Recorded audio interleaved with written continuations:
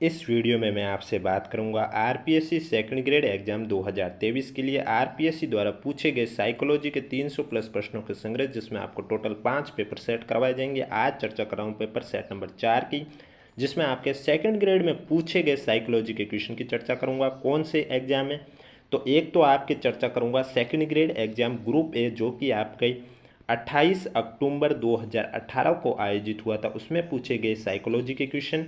और दूसरा आपको संस्कृत डिपार्टमेंट के द्वारा सेकंड ग्रेड ग्रुप ए का एग्जाम आयोजित हुआ था 17 फरवरी 2019 को, उसमें पूछे गए साइकोलॉजी के क्वेश्चन की चर्चा करूंगा। वीडियो अच्छा लगे तो वीडियो को लाइक करें, चैनल जरूर सब्सक्राइब करें, क्योंकि डेली आपको सेकंड ग्रेड से रिलेटेड 2 वीडियो देखने को मिलता है। एक 4:45 बजे जिसमें अभी आपको साइकोलॉजी के क्वेश्चन देखने को मिल रहे हैं, और दूसरा 7 PM पर जिसमें आपको डेली राजस्थान जीके के क्वेश्चन आरपीएससी द्वारा पूछे गए अलग अलग एग्जाम में पूछे गए प्रश्नों का संग्रह देखने को मिलता है। इसलिए वीडियो अच्छा लगे तो वीडियो को लाइक करें और चैनल जरूर सब्सक्राइब करें। पेपर सेट नंबर 4 की चर्चा कर रहा हूँ। अगर अभी तक आपने 1 से लेकर 3 तक नहीं देखे हैं तो लिंक नीचे डिस्क्रिप्शन में दिया हुआ प्लेलिस्ट का, आप जाके देख सकते हो। अब बात करता हूँ क्वेश्चन नंबर फर्स्ट की। पहला क्वेश्चन है, सम्मान और प्रतिष्ठा व्यक्ति के लिए अभिप्रेरणा की तरह कार्य करते हैं। ये प्रेरक निम्नलिखित में से किस श्रेणी से संबंधित हैं? व्यक्तिगत, सामाजिक, शरीर कार्य की या राजनीतिक? तो आपका करेक्ट आंसर हो जाएगा सम्मान और प्रतिष्ठा व्यक्ति के लिए अभिप्रेरणा की तरह कार्य करते हैं। ये प्रेरक आपके किस श्रेणी से संबंधित हैं? सामाजिक श्रेणी से संबंधित हैं। बी आपका करेक्ट आंसर हो जाएगा। नेक्स्ट क्वेश्चन, व्यक्ति के व्यक्तित्व का अध्ययन करने की वह प्रविधि जिसके द्वारा उसकी जीवन शैली, व्यवहार, तौर तरीकों, विचारों और भावनाओं का अवलोकन किया जा सकता है, क्या कहलाती है? प्रश्नावली, व्यक्तिगत अध्ययन, निर्धारण मापनी या प्रक्षेपण? तो आपका करेक्ट आंसर हो जाएगा व्यक्ति के व्यक्तित्व का अध्ययन करने की वह प्रविधि जिसके द्वारा उसकी जीवन शैली, व्यवहार, तौर तरीकों, विचारों और भावनाओं का अवलोकन किया जा सकता है, वह कहलाता है व्यक्तिक अध्ययन, यानी कि आपका बी है जो करेक्ट आंसर हो जाएगा। नेक्स्ट क्वेश्चन, निम्नलिखित में से कौन सी मुख्य प्रक्रिया बंडूरा के सामाजिक संज्ञानात्मक सिद्धांत में सम्मिलित नहीं है? अनुभवात्मक, अवधानात्मक, धारणात्मक, अभिप्रेरणात्मक? तो इनमें आपके अनुभवात्मक है, यह आपके बंडूरा के सामाजिक संज्ञानात्मक सिद्धांत में सम्मिलित नहीं है। बाकी अवधानात्मक, धारणात्मक और अभिप्रेरणात्मक आपके सम्मिलित हैं, तो ये आपका करेक्ट आंसर हो जाएगा। नेक्स्ट क्वेश्चन, निम्नलिखित में से कौन सा उच्च बुद्धि का संकेत है? आपके पास ऑप्शन है, एक बुद्धि लब्धि परीक्षण में 105 अंक प्राप्त करना, याद करके पता बताना, समान गलतियों को किसी कार्य के बाद पृष्ठ पोषण का अवसर मिलने पर दोबारा नहीं करना, या उच्च श्रेणी प्राप्तांक प्राप्त करना। तो उच्च बुद्धि का जो संकेत है वो आपका सिर्फ एक है, समान गलतियों को किसी कार्य के बाद पृष्ठ पोषण का अवसर मिलने पर दोबारा नहीं करना। सी है जो आपका करेक्ट आंसर हो जाएगा। नेक्स्ट क्वेश्चन, बालक जो अपने विद्यालय में अच्छा कार्य नहीं करते हैं प्राय अपने अध्यापकों की आलोचना करते हैं, समायोजन की यह यांत्रिकी क्या कहलाती है? क्षतिपूर्ति, शोधन, औचित्य स्थापन, प्रक्षेपण? तो आपका करेक्ट आंसर हो जाएगा जो बालक अपने विद्यालय में अच्छा कार्य नहीं करते हैं और हमेशा अपने अध्यापकों की आलोचना करते हैं, समायोजन की यह यांत्रिकी कहलाती है प्रक्षेपण। डी आपका करेक्ट आंसर हो जाएगा। वीडियो अच्छा लगे तो वीडियो को लाइक करें, चैनल जरूर सब्सक्राइब करें। नेक्स्ट क्वेश्चन, एच सेल्डन ने सभी मनुष्य के शारीरिक आयामों को गोलकाय, मध्यकाय और लंबकाय श्रेणियों में विभक्त किया है। व्यक्तित्व का यह सिद्धांत क्या कहलाता है? प्रारूप सिद्धांत, शील गुण सिद्धांत, मनोविश्लेषण सिद्धांत या घटना क्रिया विज्ञान सिद्धांत? तो आपका करेक्ट आंसर हो जाएगा एच सेल्डन ने सभी मनुष्य के शारीरिक आयामों को गोलकाय, मध्यकाय और लंबकाय श्रेणियों में विभक्त किया है। व्यक्तित्व का यह सिद्धांत कहलाएगा प्रारूप सिद्धांत। ये आपका करेक्ट आंसर। नेक्स्ट क्वेश्चन, निम्नलिखित में से कौन सा कथन बालक और प्रौढ़ के संवेगों के बारे में सही नहीं है? पहला, बालक प्रौढ़ से अधिक स्वैच्छिक रूप में संवेगों को प्रदर्शित करता है। बालक के संवेग प्रौढ़ों की तुलना में कम होते हैं। बालक प्रौढ़ की तुलना में क्षीण उद्दीपन के प्रति भी संवेगात्मक व्यवहार करता है, या प्रौढ़ के संवेग बालक की तुलना में तुरंत परिवर्तित होते हैं। तो इनमें से आपका जो डी है वो सही नहीं है कि प्रौढ़ के संवेग बालक की तुलना में तुरंत परिवर्तित होते हैं। ये आपका सही नहीं है। नेक्स्ट क्वेश्चन,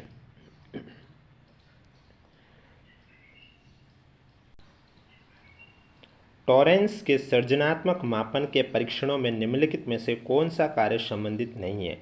सामान्य वस्तु का असामान्य उपयोग, एक लंबी कविता को याद करना, चित्र निर्माण करना, पूछो और अनुमान लगाओ। तो इनमें से एक लंबी कविता को याद करना टॉरेंस के सृजनात्मक मापन के परीक्षणों में कार्य संबंधित नहीं है। बी आपका करेक्ट आंसर हो जाएगा। नेक्स्ट क्वेश्चन, निम्नलिखित में से कौन सी अवस्था में शारीरिक विकास की दर सबसे धीमी गति से होती है? किशोरावस्था, बाल्यावस्था, शैशवावस्था, भ्रूणावस्था। तो बाल्यावस्था में शारीरिक विकास की दर सबसे धीमी गति से होती है। बी आपका करेक्ट आंसर हो जाएगा। नेक्स्ट क्वेश्चन, कैटल का संस्कृति मुक्त परीक्षण बुद्धि का एक प्रकार का परीक्षण है। व्यक्तिगत शाब्दिक परीक्षण, सामूहिक शाब्दिक परीक्षण, अशाब्दिक परीक्षण या शाब्दिक और अशाब्दिक दोनों परीक्षण। तो कैटल का संस्कृति मुक्त परीक्षण बुद्धि का एक प्रकार का परीक्षण है, ये अशाब्दिक परीक्षण है। सी आपका करेक्ट आंसर हो जाएगा। वीडियो अच्छा लगे तो वीडियो को लाइक करें, चैनल जरूर सब्सक्राइब करें। सेकंड ग्रेड एग्जाम के लिए अगर अभी तक आपने हमारा एक टेलीग्राम ग्रुप मैंने क्रिएट किया है वो अगर ज्वाइन नहीं किया तो आप कर सकते हो। इसके अलावा एक टेलीग्राम चैनल है जहां आपको इंडिया जीके और टॉपिक वाइज करंट अफेयर की क्विज बिल्कुल फ्री में देखने को मिलेगी। दोनों चैनल का लिंक नीचे डिस्क्रिप्शन में दिया हुआ है। धीमी गति से सीखने वाले बालकों के लिए निम्नलिखित में से कौन सा प्रावधान सर्वाधिक उपयुक्त है? संवर्धन, त्वरण, प्रतियोगिताएं, उपचारात्मक शिक्षण। तो आपका राइट आंसर हो जाएगा धीमी गति से सीखने वाले बालकों के लिए उपचारात्मक शिक्षण सर्वाधिक उपयुक्त है। डी आपका करेक्ट आंसर हो जाएगा। नेक्स्ट क्वेश्चन, निम्नलिखित में से कौन सा कथन एक बालक का एक व्यक्ति के रूप में विकास के बारे में सही है? विकास आनुवंशिकी का परिणाम है, विकास एक यादृच्छिक प्रारूप द्वारा होता है, विकास एक संचयी प्रक्रिया है या विकास के विभिन्न पक्ष पृथक हैं। तो आपका करेक्ट आंसर हो जाएगा विकास एक संचयी प्रक्रिया है। सी आपका करेक्ट आंसर हो जाएगा। नेक्स्ट क्वेश्चन, एक अध्यापक के लिए शिक्षा मनोविज्ञान का शैक्षिक निहितार्थ है। विद्यार्थियों को समझना, विज्ञान के नियमों का कक्षा में अनुप्रयोग करना, विद्यालय की समस्याओं का प्रभावी तरीके से समाधान करना या विषयों के बारे में स्वयं की गलत संप्रदाय को सुधारना, संप्रतियों को सुधारना। तो एक अध्यापक के लिए शिक्षा मनोविज्ञान का शैक्षिक निहितार्थ है विद्यार्थियों को समझना। ये आपका करेक्ट आंसर हो जाएगा। नेक्स्ट क्वेश्चन, एक कक्षा में विद्यार्थी समूह में एक प्रायोजना पर मिलकर कार्य करते हैं, ये एक उदाहरण है। अनुदेशनात्मक उपागम का, व्यवहारपरक उपागम का, सामाजिक निर्मितिवादी उपागम का या सूचना प्रसारण उपागम का। तो एक कक्षा में विद्यार्थी समूह में एक प्रयोजना पर मिलकर कार्य करते हैं, ये आपका एक उदाहरण है सामाजिक निर्मितिवादी उपागम का, यानी कि सी आपका करेक्ट आंसर हो जाएगा। नेक्स्ट क्वेश्चन, रोहन बाहुबली की नवीनतम चित्रकथा की पुस्तक पढ़ रहा है क्योंकि वह यह देखने के लिए इंतजार नहीं कर सकता है कि बाहुबली और उसके परिवार के साथ क्या घटित हुआ। यह सर्वोत्तम उदाहरण है केवल आंतरिक अभिप्रेरणा का, केवल बाह्य अभिप्रेरणा का, आंतरिक और बाह्य दोनों प्रकार की अभिप्रेरणा का, या न तो आंतरिक और न ही बाह्य अभिप्रेरणा का। तो रोहन बाहुबली की नवीनतम चित्रकथा की पुस्तक पढ़ रहा है क्योंकि वो ये देखने के लिए इंतजार नहीं कर सकता है कि बाहुबली और उसके परिवार के साथ क्या घटित हुआ। यह सर्वोत्तम उदाहरण है केवल आंतरिक अभिप्रेरणा का। ये आपका करेक्ट आंसर हो जाएगा। नेक्स्ट क्वेश्चन,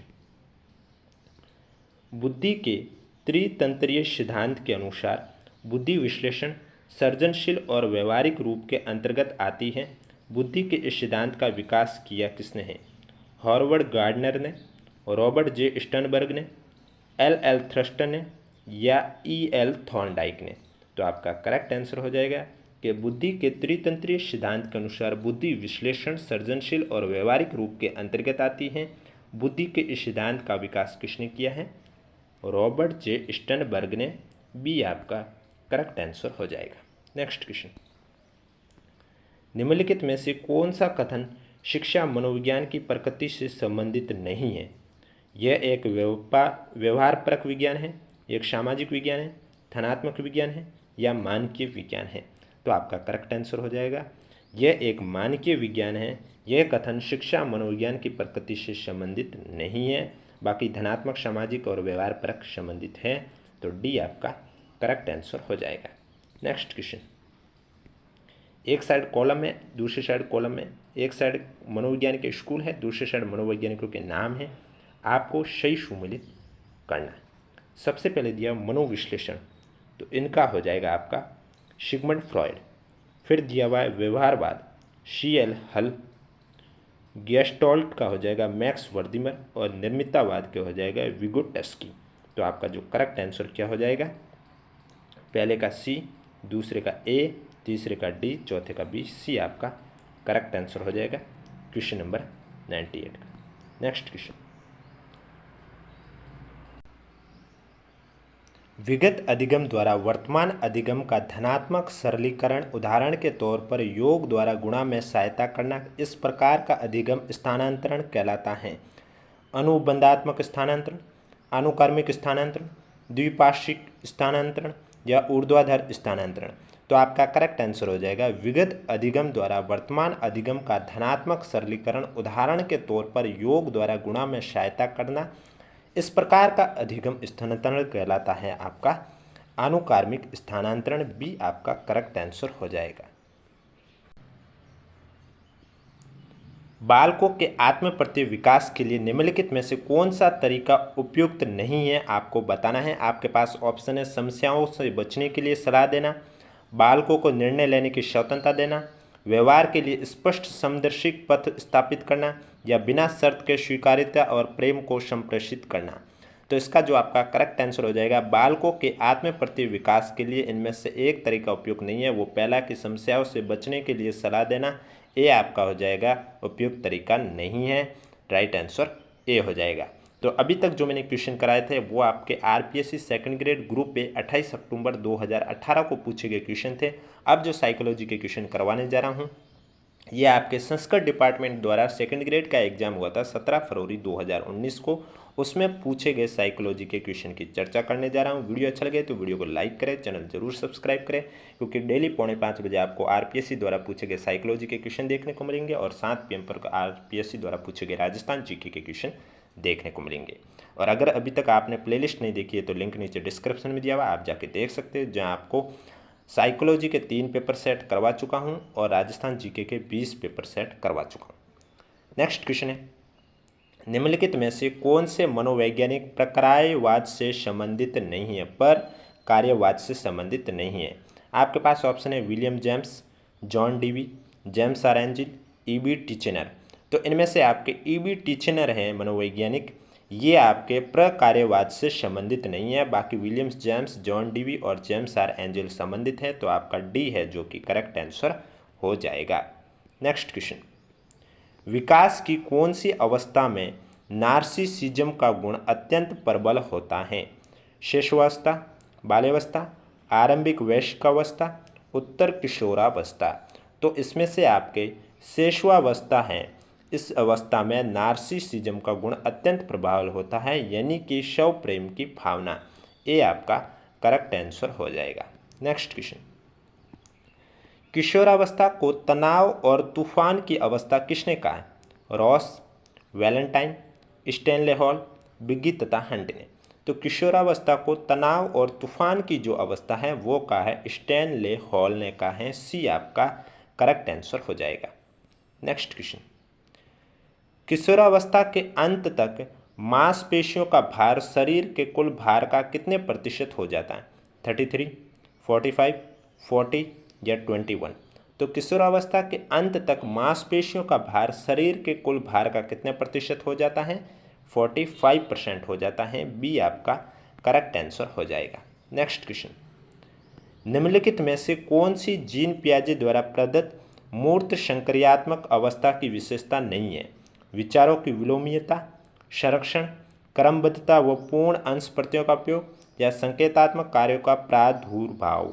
तो इनमें मूर्त संक्रियात्मक अवस्था की विशेषता नहीं है, संकेतात्मक कार्यों का प्रादुर्भाव नहीं है, बाकी क्रमबद्धता, संरक्षण और विचारों की विलोमीयता है। तो आपका करेक्ट आंसर हो जाएगा डी। नेक्स्ट क्वेश्चन, बालकों की बुद्धि को मापने के लिए पहला बुद्धि परीक्षण का निर्माण किसने किया? जे.एम. कैटल, अल्फ्रेड बीने, स्टेनबर्ग, वेसलर। तो आपका करेक्ट आंसर हो जाएगा अल्फ्रेड बीने ने पहला बुद्धि परीक्षण का निर्माण किया है बालकों की बुद्धि को मापने के लिए। आपका करेक्ट आंसर हो जाएगा बी। नेक्स्ट क्वेश्चन, निम्नलिखित में से कौन सा घटक गिलफर्ड द्वारा प्रदत्त बुद्धि की संरचना मॉडल के विषय वस्तु विमा का नहीं है? अकार्तिक, संज्ञान, सांकेतिक, शाब्दिक। तो आपका जो करेक्ट आंसर है वो हो जाएगा संज्ञान आपके गिलफ्रेड द्वारा प्रदत्त बुद्धि की संरचना मॉडल के विषय वस्तु विमा का नहीं है। बी आपका करेक्ट आंसर हो जाएगा। नेक्स्ट क्वेश्चन, निम्नलिखित में से कौन सा क्रेचमर द्वारा प्रदत्त व्यक्तित्व के शरीर रचना सिद्धांत के वर्गीकरण का एक प्रकार है? गोलाकृति, आयताकृति, दुर्बल, लंबाकृति। तो आपका जो करेक्ट आंसर है वो हो जाएगा दुर्बल आपके क्रेचमर द्वारा प्रदत्त व्यक्तित्व के शरीर रचना सिद्धांत के वर्गीकरण का एक प्रकार है। सी आपका करेक्ट आंसर हो जाएगा क्रेचमर द्वारा प्रदत्त में। नेक्स्ट क्वेश्चन, बेलक ने व्यक्तित्व मापन के लिए तैयार किए गए बालकों के प्रसंग बोध परीक्षण हेतु क्या आयु वर्ग रखा है? 0 से 5 वर्ष, 2 से 5 वर्ष, 3 से 10 वर्ष या 5 से 10 वर्ष। तो आपका करेक्ट आंसर हो जाएगा बेलक ने व्यक्तित्व मापन के लिए तैयार किए गए बालकों के प्रसंग बोध परीक्षण हेतु जो आयु वर्ग रखी वो 3 से 10 वर्ष रखी है। सी आपका करेक्ट आंसर हो जाएगा। नेक्स्ट क्वेश्चन, निम्नलिखित में से कौन सी अधिगम की सही विशेषता नहीं है? अधिगम कोई परिणाम न होकर एक प्रक्रिया है। अधिगम प्रक्रिया सदैव ही उद्देश्यपूर्ण होती है। अधिगम अभ्यास, प्रशिक्षण तथा अनुभव पर आधारित होता है। मूल प्रवृत्ति तथा प्रतिक्षेपी क्रिया की वजह से व्यवहार में आया परिवर्तन अधिगम है। तो इनमें से कौन सी अधिगम की सही विशेषता नहीं है? तो आपका डी करेक्ट आंसर हो जाएगा मूल प्रवृत्ति तथा प्रतिक्षेपी क्रिया की वजह से व्यवहार में आया परिवर्तन अधिगम है। ये आपका सही विशेषता नहीं है। बाकी आपकी तीनों ही सही विशेषता है कि अधिगम कोई परिणाम न होकर एक प्रक्रिया है, अधिगम प्रक्रिया सदैव उद्देश्यपूर्ण होती है, अधिगम अभ्यास तथा प्रशिक्षण तथा अनुभव पर आधारित होती है। तो राइट आंसर डी हो जाएगा। नेक्स्ट क्वेश्चन है निम्नलिखित में से कौन सा जोड़ा मूल प्रवृत्ति संवेग के अनुरूप सही नहीं है जैसा कि मैकडूगल ने उल्लेख किया था? युजुत्सा भय, निर्वृत्ति घृणा, संतान कामना वात्सल्य, शरणागति करुणा। तो इनमें से कौन सा जोड़ा आपका सही नहीं है? किसके अनुसार? मैकडूगल ने जो उल्लेख किया था उसके अनुसार। तो युजुत्सा भय है ये आपका सही नहीं है, निर्वृत्ति घृणा सही है, संतान कामना सही है, शरणागति भी सही है। तो आपका करेक्ट आंसर हो जाएगा ए। नेक्स्ट क्वेश्चन, सीखने की प्रक्रिया एवं सूझ की दृष्टि से निम्नलिखित में से कौन सी विशेषता गेस्टोल्ट मनोवैज्ञानिकों द्वारा निर्धारित नहीं की गई है? अधिगम की प्रकृति संज्ञानात्मक होती है, अधिगम प्रक्रिया यंत्रवत होती है, अधिगम की प्रकृति लगभग स्थायी होती है, या सूझ के लिए समस्यात्मक परिस्थिति का होना आवश्यक है? तो आपका करेक्ट आंसर हो जाएगा अधिगम प्रक्रिया यंत्रवत होती है। बी आपका करेक्ट आंसर हो जाएगा। वीडियो अच्छा लगे तो वीडियो को लाइक करें, चैनल जरूर सब्सक्राइब करें। नेक्स्ट क्वेश्चन, एक अध्यापक ने कक्षा में पढ़ाया कि हाउस का बहुवचन हाउसेस, तो इसी अधिगम से विद्यार्थी ने माउस का बहुवचन माउसेस कर दिया। यह उदाहरण किस प्रकार के अधिगम स्थानांतरण का उदाहरण है? धनात्मक स्थानांतरण, ऋणात्मक स्थानांतरण, शून्य स्थानांतरण, द्विपार्श्विक स्थानांतरण। तो एक अध्यापक ने कक्षा में पढ़ाया कि हाउस का बहुवचन हाउसेस है और इसी से विद्यार्थी ने माउस का बहुवचन माउसेस बताया है। तो यह अधिगम स्थानांतरण का उदाहरण कौन सा होगा? ऋणात्मक स्थानांतरण का उदाहरण होगा। बी आपका करेक्ट आंसर हो जाएगा। नेक्स्ट क्वेश्चन, जब एक कर्मचारी अपने अधिकारी पर गुस्सा प्रदर्शित नहीं कर पाता है तो वह घर आने के बाद इसे अपनी पत्नी या बच्चों पर व्यक्त करता है। यह उदाहरण किस प्रकार की रक्षा युक्ति को दर्शाता है? दमन, औचित्य स्थापना, तादात्म्यीकरण या विस्थापन। तो आपका जो करेक्ट आंसर हो जाएगा कि जब एक कर्मचारी अपने अधिकारी पर गुस्सा प्रदर्शित नहीं कर पाता तो घर आने के बाद अपने पत्नी और बच्चों पर व्यक्त करता, तो ये एक प्रकार की किस रक्षा युक्ति को दर्शाता है? विस्थापन, यानी कि किसी और का गुस्सा किसी और पर निकालना। आपका डी आपका करेक्ट आंसर हो जाएगा। नेक्स्ट क्वेश्चन, निम्नलिखित में से कौन सा घटक क्लासिकल अनुबंधन सिद्धांत से संबंधित नहीं है? ढालना, उत्तेजन, विलोपन, स्वतः पुनर्लाभ। तो आपका करेक्ट आंसर हो जाएगा ढालना आपके क्लासिकल अनुबंधन सिद्धांत से संबंधित नहीं है। उत्तेजन, विलोपन और स्वतः पुनर्लाभ इससे संबंधित हैं। तो ए जो है आपका करेक्ट आंसर हो जाएगा। नेक्स्ट क्वेश्चन, स्टैनफोर्ड विनय बुद्धि लब्धि परीक्षण के लिए तय मानक के अनुसार सामान्य मंदित बालकों का बुद्धि लब्धि प्रसार कितना होता है? 50-55 से लगभग 70, 35-40 से 50-55, 20-25 से 35-40 या 20 से नीचे। तो ध्यान रखें, स्टैनफोर्ड विनय बुद्धि लब्धि परीक्षण के लिए जो एक रेंज दी गई है, सामान्य मंदित बालकों का बुद्धि लब्धि प्रसार दिया गया है, वो आपका होता है 35-40 से 50-55, यानी कि बी आपका करेक्ट आंसर हो जाएगा। नेक्स्ट क्वेश्चन, निम्नलिखित में से कौन सा जन्मजात अभिप्रेरक नहीं है? भूख, प्यास, आकांक्षा, निद्रा। तो इनमें से आपके जो आकांक्षा है यह जन्मजात अभिप्रेरक नहीं है, बाकी भूख, प्यास, निद्रा है। तो जो आपका करेक्ट आंसर है वो सी हो जाएगा। आज का लास्ट क्वेश्चन है आपका कि निम्नलिखित में से कौन सी अभिवर्ती की विशेषता नहीं है? आपके पास ऑप्शन है, अभिवर्ती जन्मजात होती है, अभिवर्ती स्थायी नहीं होती है, यह परिवर्तनीय है, अभिवर्ती हमारे व्यवहारों और क्रियाकलापों को प्रभावित करती है, या अभिवर्ती हमेशा किसी वस्तु, परिस्थिति, व्यक्ति इत्यादि के प्रति प्रदर्शित होती है। तो इनमें से कौन सी अभिवर्ती की विशेषता नहीं है? तो आपका करेक्ट आंसर हो जाएगा अभिवर्ती जन्मजात होती है, ये विशेषता नहीं है, ये आपका करेक्ट आंसर हो जाएगा। बाकी आपकी तीनों विशेषता हैं कि अभिवर्ती स्थायी नहीं होती है, यह परिवर्तनीय होती है, अभिवर्ती हमारे व्यवहार और क्रियाकलापों को प्रभावित करती है, और अभिवर्ती हमेशा किसी वस्तु, परिस्थिति, व्यक्ति इत्यादि के प्रति प्रदर्शित होती है। तो ये थे आपके साइकोलॉजी के क्वेश्चन जो कि आरपीएससी द्वारा पूछे गए थे, पेपर सेट नंबर 5 में से 4। इसी तरह आपको डेली आपको 4:45 बजे साइकोलॉजी के क्वेश्चन देखने को मिलेंगे, और 7 PM पर हमारे आरपीएससी द्वारा पूछे गए राजस्थान जीके के क्वेश्चन देखने को मिलेंगे। वीडियो अच्छा लगे तो वीडियो को लाइक करें और चैनल जरूर सब्सक्राइब करें। और अगर अभी तक आपने हमारा टेलीग्राम ग्रुप ज्वाइन नहीं किया है तो लिंक नीचे डिस्क्रिप्शन में दिया हुआ, आप जाके देख सकते हो। एक ग्रुप आपका 2nd ग्रेड से बना हुआ है जो अभी हाल ही में बनाया गया, और एक ग्रुप आपका पहले ही बनाया गया जिसमें आपके इंडिया जीके और टॉपिक वाइज करंट अफेयर की क्विज बिल्कुल फ्री में देखने को मिलेगी।